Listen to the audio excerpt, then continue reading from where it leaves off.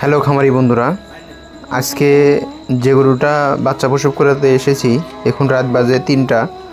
তো এসে দেখি বাচ্চাটা ভিতরে মাথাটা ঘোরানো।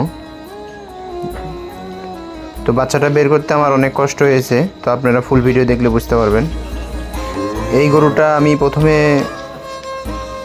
হাত দিয়ে বাচ্চাটা প্রসেস করে নিয়ে বাচ্চাটা বের করে দেব। তো এরকম ঘটনা ঘটলে অবশ্যই একজন অভিজ্ঞ লোক দ্বারা বাচ্চাটা বের করে নেবেন।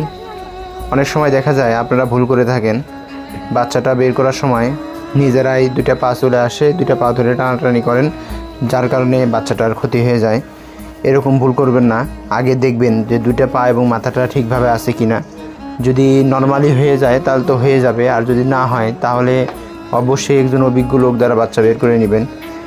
আর এখানে যে গরুটা দেখতে পারতেছেন, এই গরুটার দুইটা পা বেরিয়ে এসেছিল। ওনারা দেখে টান দিয়েছে, তারপরে বাচ্চাটা আসে নাই।